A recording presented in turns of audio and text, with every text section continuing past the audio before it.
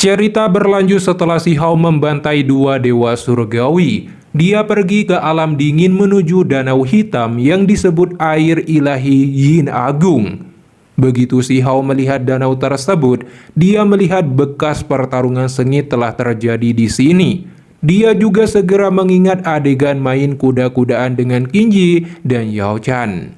Saat itu, Yao Chan memaksa Qingyi bergabung.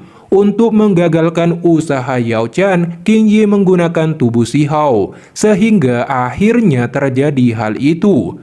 Tiba-tiba seorang pria parubaya di level Dewa Surgawi dari Sakte Tebing Surgawi datang. Dia sakit hati, ekspresinya dipenuhi kemarahan mendengar apa yang dikatakan Si Hao dan bertanya apa maksudnya. Si Hao berkata Yao Chen akan menjadi ibu dan membesarkan anaknya. Mendengar ini Dewa Surgawi itu sudah tidak bisa membendung kemarahannya. Lonjakan kekuatan Dewa Surgawi dilepaskan, mengeluarkan harta pagoda kuno 4 lantai dan menyerang Si Hao. Si Hao mengangkat tangannya dan sebuah tangan besar menampar harta pagoda, menciptakan ledakan besar. Pagoda kuno hanya mengalami rusak di bagian sudut saat bertabrakan. Dewa Surgawi itu juga segera mengeluarkan sebuah serangan kuat dari teknik tebing surgawi, sembari bertanya apa yang telah dilakukan Si Hao pada Yao Chan. Menghadapi serangan berbahaya ini, Si Hao langsung menghindari serangan ini. Meski Si Hao bukan Dewa Surgawi, tapi dia telah mencapai pengorbanan suci dan setara dengan level Dewa Surgawi, apalagi 3 helai energi abadi di tubuhnya, jadi dia jauh di atas mereka. Saat ini Si Hao sangat marah pada pria parubaya itu, berpikir telah menargetkan Yao Chan.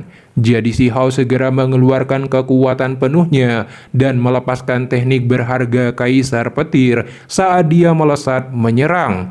Pria parubaya segera membentuk pertahanan dari berbagai artefak.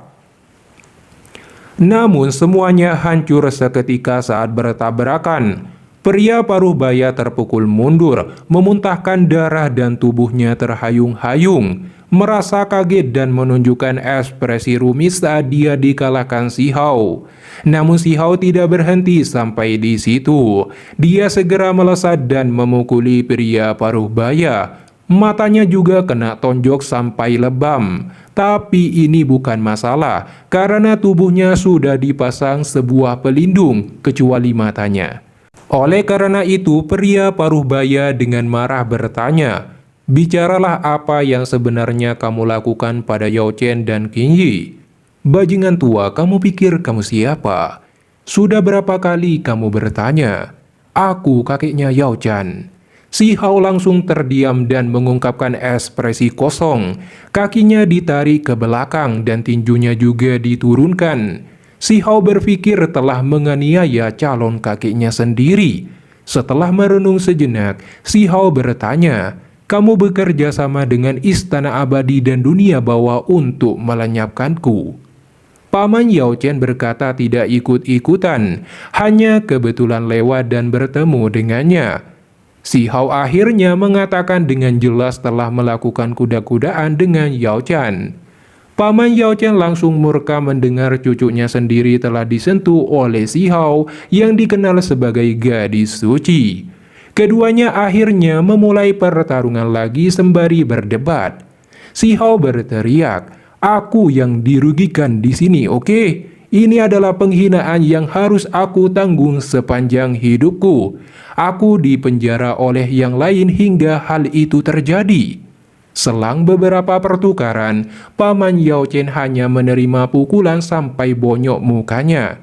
Dia jelas bukan lawan Si Hao, jadi dia merobek ruang dan melarikan diri saja. Namun Dong Huannya diadaptasi. Si Hao mendapat persetujuan dari Paman Yao Chen dan mengambil batu esensi Yin besar langsung dari air ilahi Yin Agung dan memberikannya kepada Si Hao. Melihat potensinya, Paman Yao Chen bersedia mencari cara untuk berkomunikasi dengan pemimpinnya. Tapi di novelnya, Si Hao melemparkan dirinya ke Danau Yin besar dan setelah menghabiskan setengah hari kerja keras, menerobos formasi dan juga menghasilkan sepotong batu esensi Yin besar, batu ilahi ingin memilikinya. Tapi Si Hao mengatakan tunggu dulu karena mau dipelajari.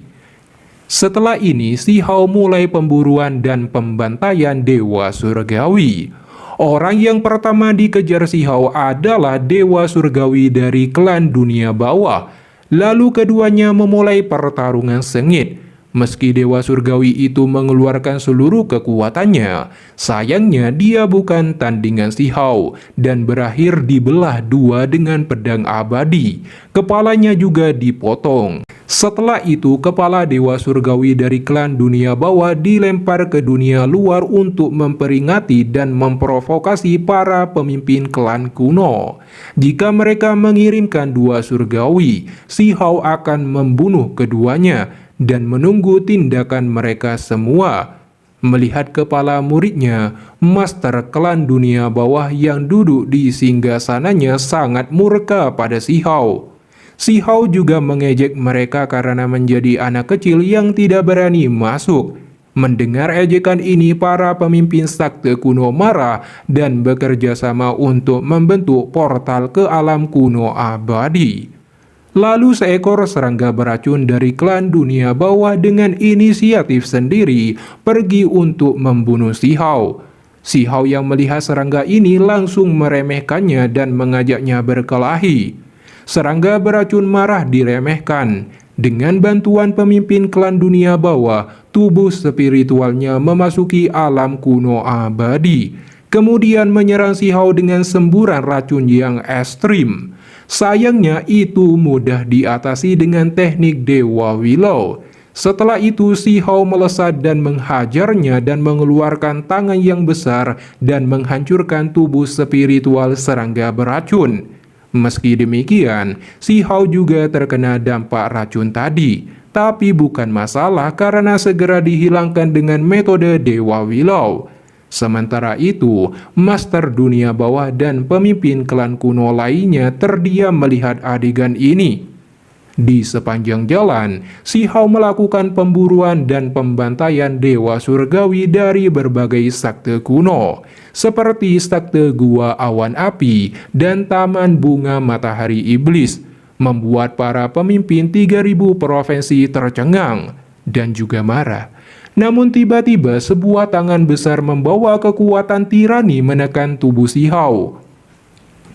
Menghadapi situasi ini, Si Hao tidak berdaya dan menggunakan simbol penghancur alam untuk melarikan diri. Di saat itu juga, leluhur jiwa bersenjata 8 mengambil tindakan untuk memblokir serangan tersebut, sehingga terjadi ledakan gemuruh di langit.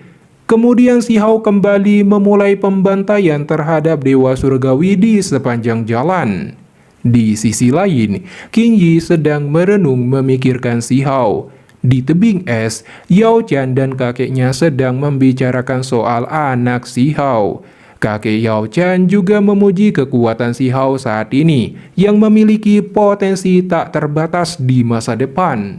Jadi pamannya menyarankan Yao Chan menikah dengan Si Hao. Kemudian Si Hao menghadapi kesengsaraan Raja Ilahi dari pengorbanan suci. Melihat momentum ini, semua orang sangat terkejut. Pada saat ini, Si Hao mengeluarkan semua yang dia miliki untuk menghadapi berbagai cobaan dari kesengsaraan Raja Ilahi, agar bisa menerobos setiap tingkatan kesengsaraan ini. Meski berakhir terluka parah, bahkan jiwa primordialnya hancur berantakan. Tingkat kultivasi Si Hao juga jatuh dari tingkat Dewa Surgawi ke alam Dewa Sejati dan kemudian jatuh ke alam api ilahi. Situasi Si Hao saat ini sangat kritis. Segera setelah itu, 5 Dewa Surgawi mengambil kesempatan untuk menyerang Si Hao secara bersamaan. Pada akhirnya, Si Hao berhasil melewati kesengsaraan Raja Ilahi dan menjadi Raja para Dewa Surgawi yang tak terkalahkan pada level yang sama.